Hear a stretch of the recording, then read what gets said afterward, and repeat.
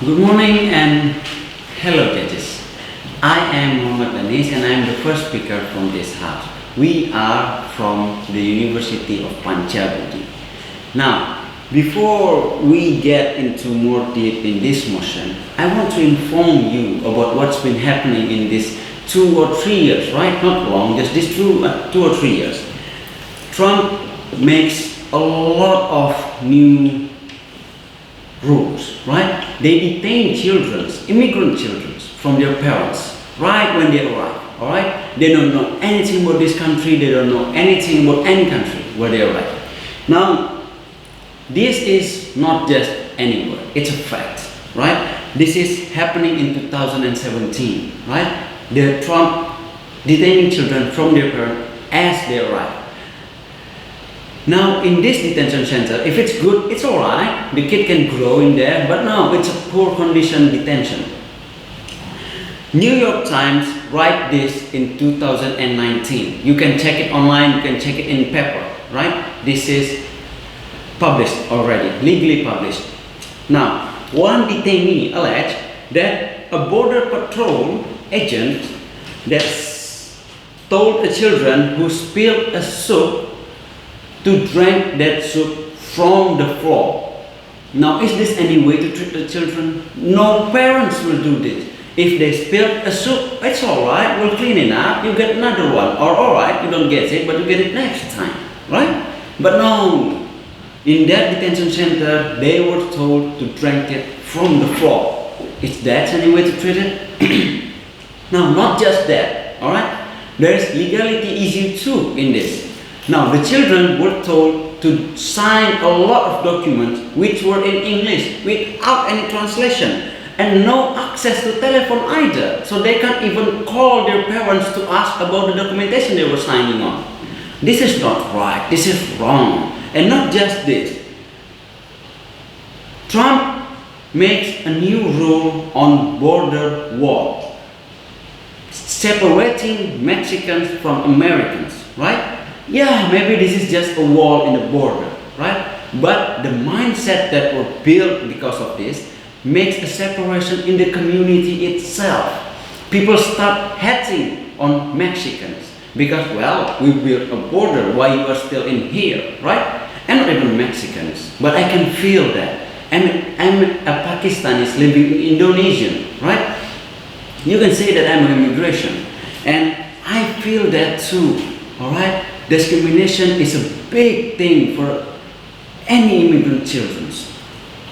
Now, we go to schools, we go to university, we get into the community as a children, we get discriminated, and our parents know this, right? We got bullied, but they can't do anything. They make an inquiry, but it will be diminished because, well, who we are, we're just a minority, right?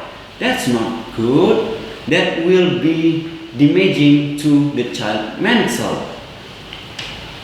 Now, if a children were raised in a community where he is being hated all the time from his friends, from his teachers, from his community, because he lives in a community who thinks him different, right? These children will grow with anger, with revenge in mind.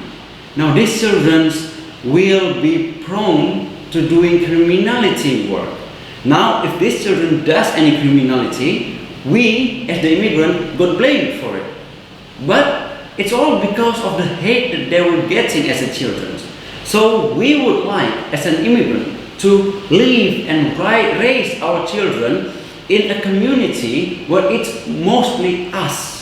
So we can raise them with love, with patience, with anything that a parent would like their children to be raised with. And children would like to be raised with that too. Now, we see a lot of ethnic enclave being built everywhere, right? Now, there is a lot of examples on this. Chinatown, Little India, anything, right? On Indonesian itself, we have what we are called Kampung Madras. Now, this wasn't the name, this wasn't the case, right? It was being discriminated as Kampung Keling, because Keling's become a hate word right now. A lot of people hating on these Indian people living in here. So they keep going, they keep improving, they keep evolving until now they could change the name legally to Kampung Madras. Now they are thriving in there. They are building a lot of places in there. They have restaurants, they have bakeries, they have houses, great houses, and more importantly, they have this big temple which was called Sri Mariamman Temple. It was beautiful. It is beautiful. A lot of people going there just to see it. This is how they improving, and this is the proof that when an ethnic group join together, they get more opportunity, right? They create more jobs. They create a better living, not just for them, but for everyone. Now those bakery that they were open, they have a lot of Indonesian working in there. Now there's more job to be done. The houses, there is an opportunity for any agent to sell it. Now, if we thrive, the country will thrive too. We will support ourselves and the country itself. And that's why we, as the first generation immigration parent of color in a predominantly white country, would like to live and raise our children in an ethnic enclave. Maybe that's all from me. Let's continue to our second speaker. Well, very good morning, people, the judges.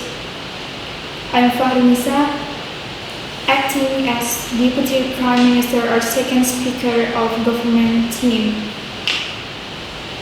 So in this section, I will strengthen our notion why we stand in this mission and totally agree about this mission.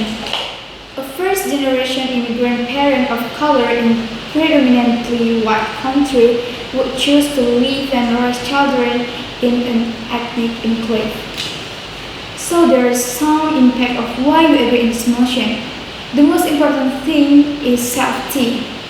Most immigrants that come to other country usually they don't have enough money to start a new life. They need money, they need home, guidance, and anything about it. So if they live in one ethnic, they can each other to help each other, and also they can easier to get guidance why we can maintain in this way and never being bullied. Talking about bullying is the most important thing that we can find as usual between white country and black country. So if we can stand by ourselves, even we are white or we are black, we can maintain our argument that we are true. We don't do anything bad. We don't do anything criminal. So it's okay to live in white country but still in one ethnic. And then maintaining national identity to increasing nationalism, it's important for us. If we move to other country, we still don't forget to the country that they come from. For example, like Little India, Chinatown, and Koreatown also. For Koreatown that move to Europe, they will still using their language. They still Korean. They still eat their food like kimbap, tteokbokki, kimchi, ramyeon, and anything about their food they came from. So it's still stiff.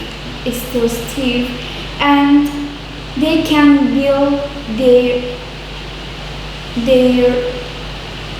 effort. I mean, like if an immigrant that come to Indonesia, there will something like supermarket, but we can't feel like different because they can maintain their life in this way. They can interaction with other people, we can develop their passion, their dream, and they can limit their ability to do anything. And then for the organization, in Indonesia we can find some organization like moms organization, and it's so viral, right? If an immigrant from Indonesia come to other country, it's still before, because it can make we are solid, we can help each other. It's of course and the most important thing, because we are family, right? And as an immigrant, if there is being bullied by anyone in what country or other people, we can support them, we can help them. And the most important thing that we have to learn is guidance. We need guidance, some guidance to stay in a new life. And then some impact, the other impact, if we are in a school. If we are in a school, there is a lesson that will explain about culture. The teacher will be different, the culture, right? There is black or white. Okay, the children mention it as the justice. There's the justice, but if the children don't know about what the teacher said, they still feeling like we are different, so we can be friends. But if there is live in one ethnic, there is no different. They're still same. They can eat their own food, still in their nationalism, still using their language, and also they don't forget to the country that they come from. And also, if why the parent raise the children in an ethnic enclave, because if they're the children, the mindset will be formed, will be good mental or down mental. If in early age they already before the bad attitude, bad community, they will get the criminal, right? But if they don't get anything bad, anything habit, they will develop in the right man, the right person. And then let me summarize. That's why we are as an immigrant agree to join with our ethnic, because safety is the more important thing. So I think that's enough. Thank you. So that's all from us. Thank you, judges. And bye.